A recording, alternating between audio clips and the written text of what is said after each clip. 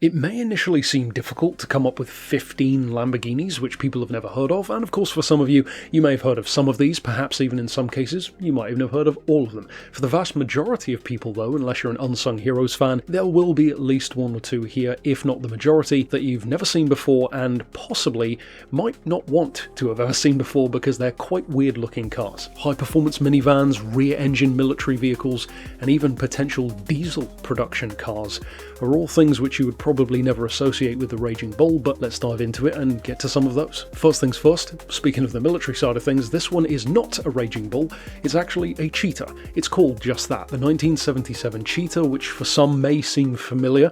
This one actually predates the far better known LM002, aka the military Lamborghini, as most people would know of it, the rival to Hummer. The reality is though, that one wasn't really the rival to Hummer. This one was built before the LM002 and before even the LM001.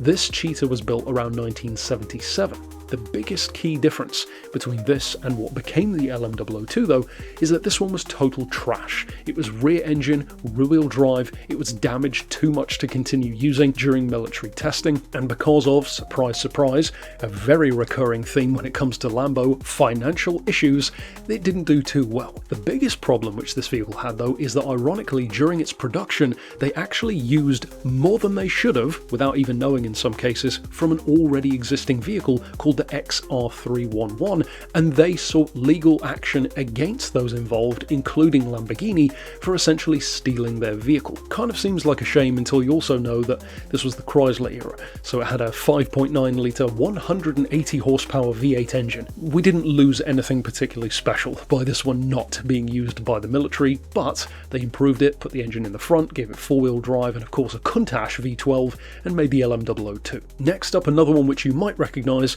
more commonly known as the Zagato Raptor rather than the Lamborghini Raptor. This one was potentially intended as a Lamborghini model though, and personally I really wish it had happened. It's a super cool looking car for its time in 1996, and to my eye at least has more than a passing resemblance to another Zagato which I really like, the Spiker C12 Zagato with that double bubble roof, but more so that sharp front end. To me it really reminds me of an earlier draft, if you will, of that Spiker. This one would have been a beast though. It has the Diablo V12 engine, 492 horsepower, four-wheel drive, no traction control, no ABS, and being lighter than the Diablo as well. Slow this definitely wouldn't have been. Unfortunately, it never happened. Of course, this was a transition period going into Volkswagen ownership, and unfortunately that's pretty much where the Raptor died. Next up, we're talking about a car which any Unsung Heroes fan here on the channel will of course recognise, one of the relatively early episodes, and probably my single favourite car from this whole list, because I'm a huge fan of Le Mans cars, Group C cars, endurance prototypes. I am of course talking about the 1985 Lamborghini Countach QVX. This car only raced once. It was driven by Tiff Needell, finished 5th, never raced again, and was powered by, once again, a Countach motor, 650 horsepower, still naturally aspirated, 5.7 litre V12, 900 kilos or less. And in terms of the story behind it, well of course you can check out the Unsung Heroes episode for the full deep dive, but this was actually based on an existing Spice chassis. So really it's a Lamborghini more so an engine, as you can say for a lot of prototypes in the endurance car world, but to me this will always be one of the most badass Lambos ever. And one of the craziest things about the Countach QVX is that you might think it has a very sparse livery, just black with a few stripes. It's because they actually could not find sponsors for the car. This was the best they could do, which is kind of wild, thinking that Lamborghini of all brands would struggle to find a sponsor. The next one is probably the single most obscure on the entire list in terms of finding information about. It's what appears to be called the Miura Spider. This is a full-on racing version of the P400 Miura, very heavily modified, very Can-Am-esque. Apparently it raced in Group 5, it would seem, only competed in 4 events around 1971. Interestingly though, it had 1 DNF, 2 second place finishes, and 1 third place. So not a bad run at all, especially given that Lamborghini did not intend for the Miura to race. So for it to have those those kind of results with, incidentally, it would appear a naturally aspirated, about 350 horsepower engine and doubtless a lot less weight than the road-going version. I mean, this has the potential to be a legend up there with the GT40 and other stuff. The strangest thing about this particular car, though, is not only the lack of information, but because I managed to find on a translated French website that this car may have been stolen during a racing season between events while in transit. An appropriately wild end, I guess, to an appropriately wild car, and it seems to have just disappeared off the map after that point. Probably the single biggest car on this list for any internet sleuths to try and track down more information on. Next up on the list we have one of those models which you probably could have slept a little bit better not seeing before. The Lamborghini Aon, built around 1980, is pretty obviously a concept car, again built during their peak financial crisis times under the Chrysler ownership, based on the 3-litre V8 from the existing Lamborghini Silhouette. Not exactly a high performance Lambo either, 260 horsepower, a whopping 7-second 0 to 60 time, and a transverse mid-engine rear-wheel drive layout. Designed, I would say pretty obviously by Bertone, you can kind of tell that, and ultimately it was dropped purely because of the financial issues with Lamborghini, and really the only benefit to this car was the advertising help, which it gave Lamborghini at the time. I don't think many of us will be crying though about this one not reaching production. Next up we have another vehicle from, of course, Unsung Heroes, pretty much the definition of the craziness that we have in that series, the Lamborghini, again, Bertone designed Genesis. Talk about a high performance minivan, this could easily be spoken about in the same breath as stuff like the Espace F1, the Citroen Picasso Cup, and a wide variety of other crazy ones, many of which we've talked about in Unsung Heroes. This one was powered once again by a Countach motor, 455 horsepower, 5.2 litre V12, 1800 kilos, which actually isn't too bad for a minivan. Unfortunately though, a 3-speed auto, which would have pretty much killed any performance it could have had, and it was built incidentally, as if you needed to be told, in the 80s. Late 80s, 1988 in particular, again, peak financial issues for Lamborghini at the time. Like I said, it's a recurring theme here, but regardless of the financial problems, and I mentioned this in the Unsung Heroes episode here on the channel, they never apparently had any intention to actually produce this, which kind of begs the question, why bother building it then? Speaking of plans to produce stuff though, this next car is by far my favourite Lamborghini concept. It's not even close, to be honest. This is honestly probably my top 5 favourite concept cars of all time. The Lamborghini Estacade. Many of you will have seen this car before, but for any who haven't, I think your eyes deserve to be blessed by this one, because imagine if this had been produced.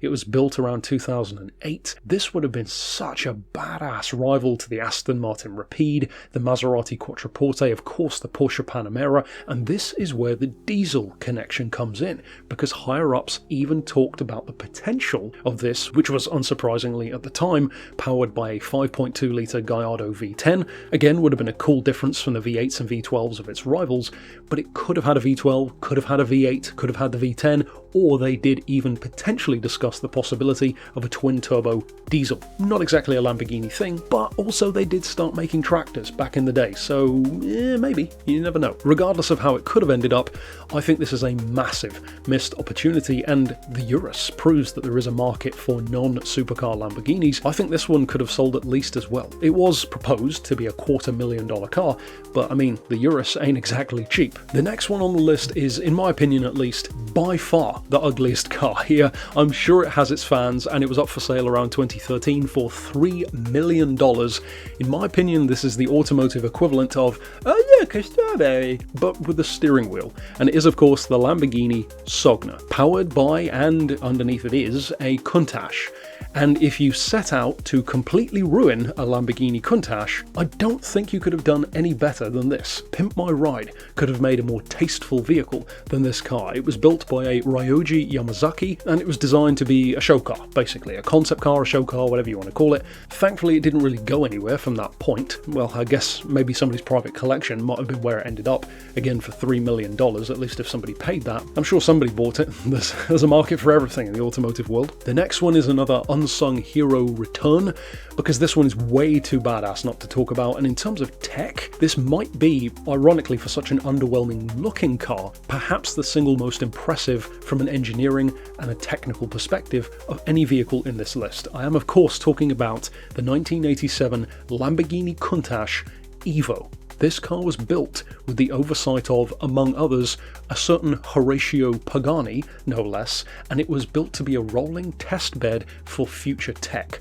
most notably making the car stiffer, lighter and stronger through the use of composites, of course including magnesium, carbon fibre, aluminium, and the results were absolutely insane. The engine was tweaked up to just under 500 horsepower, but far more impressively, this is lighter than a Lamborghini Sesto Elemento. This essentially is the 1980s version of a Sesto Elemento. This was a 980 kilo car with 500 horsepower, and that means it was quite literally quicker than any supercar on the market at the time. Of course, they never sold these, but this would have wiped the floor with everything. F40, EB110, 959, 205 miles an hour. And that wasn't conjecture. They did that at Nardo, 330 kilometers an hour. And even with that weight, again to go back to the Sesto Elemento, this had all-wheel drive as well. So this would have been a beast, especially by 1980 standards. Next up, a car which some old school Need for Speed fans will recognise back from the Need for Speed 2 days.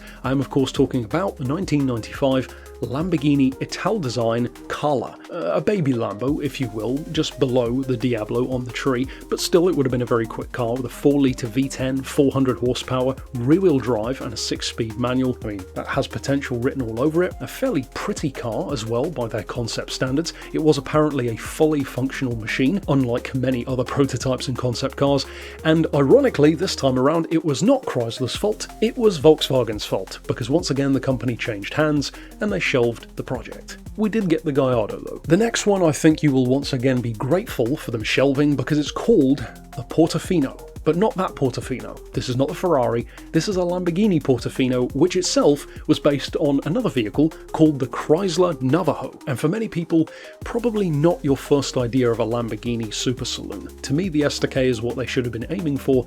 This maybe not so much. It was, however, a full-size 4-seater super luxury vehicle, or at least the Chrysler Lamborghini era version of a full luxury vehicle with a 3.5-litre V8 engine. And ultimately, it didn't really come to much in its actual form, but it inspired some other mostly Chrysler end products rather than Lamborghini stuff. It was apparently damaged during transit at one point around 1991 and then restored. It may as well have not bothered at that point, but sure, it has some roots which could have been linked to the STK, but ultimately neither of them happened. So it's kind of a snake eating its own tail of always having these potential super saloons from Lambo and it never quite getting anywhere. The next one is another important car, less so for Lamborghini and more so for those around Lamborghini, because once again we have a Horacio Pagani connection thanks to the P140. Not exactly a pretty car, which is again a surprisingly common phrase for a list that has to do with Lamborghini. They wanted to once again under Chrysler ownership replace the Jalpa. It was very long in the tooth, they needed something new.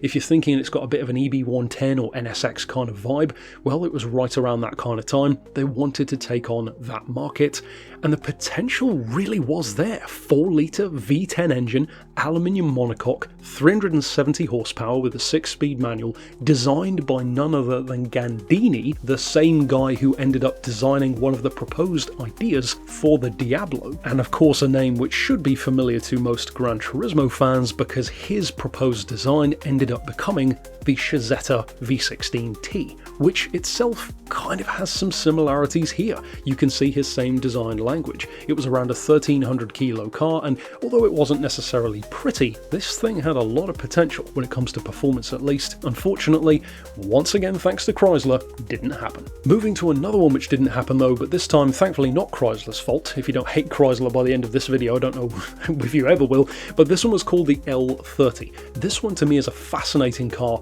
mostly because of its design. Because from the front, you're probably thinking, well, why are you fascinated by that? It just looks like a generic toy car. But now look at the back. That should look awfully familiar, because once again, this was overseen by Horacio Pagani, and around 1990 or 1991, this was another proposed machine which didn't end up being made. Not because of Chrysler though, this was that very brief period when they were owned by Megatech, the Indonesian company, who were also pretty financially rough as well on Lamborghini, so this one didn't happen.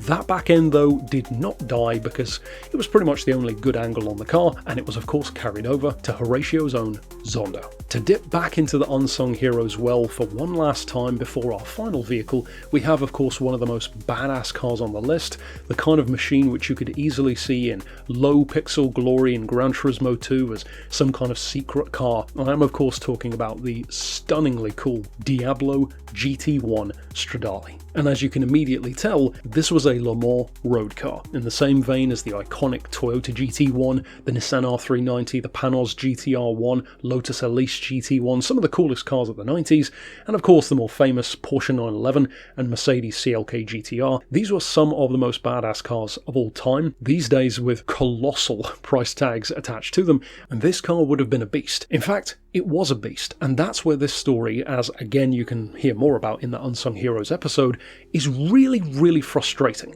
because this one got way past the concept stage. They built 2 of these and they tested it on the track. In fact, they went beyond testing it because the second one, finished in white, became the Super GT racing version which we have in Gran Turismo. So even if you haven't seen this car before, you've essentially seen this car before. It had a naturally aspirated 6-litre V12, 660 horsepower, weighed somewhere between 1,000 and 1,100 kilos. As I said, 2 were made, fully ready to go, and then they just didn't want to put more funding into producing the required amount of road-going vehicles. What a massive waste of potential. At least in some form, the saving grace is that that second car did race, which is better than nothing when it comes to many of these horror stories, but certainly one of the coolest cars on the list. And last, but definitely not least, a vehicle which kind of references a car which I've already talked about in Unsung Heroes, probably one of my favourite episodes about a Ferrari rally car. This was almost a Lamborghini rally car. Based on the Urus, this was one of 3 prototype versions of the Urus, which was used by a Bob Wallace, a familiar name to Lamborghini fans. He created a couple of other pretty iconic ones like the Miura Jota, if I recall correctly. This thing had huge potential. It was designed to be stiffer, lighter, everything was fully adjustable, not least of which the suspension. It had magnesium wheels, wider tyres, that 3-litre dry sump, 4-valve per cylinder engine, over 300 horsepower, barely 1,100 kilos, and even in testing, this car was apparently keeping up on track events, let alone off-road, with Porsche 911 RSRs, which makes all the more sense when you learn that it was inspired by Group 4 regulations and was essentially going to be an on- and off-road potential competition Lambo. The fact that this one didn't happen really is a shame, because a Lamborghini rally car in any form would have been very cool, and although some privateers have done it, stuff like Rallycross Gallardo's, an official Lamborghini rally car, well, that would have been pretty awesome. Of course, there will always be more that you might have wanted to see on the list or expected to see here, so if you think I missed any really cool ones, of course drop them down in the comments, and if you enjoyed this episode, be sure to check out the ones on Peugeot and Volkswagen as well, and of course stick around for more in future. But for now, thanks for watching.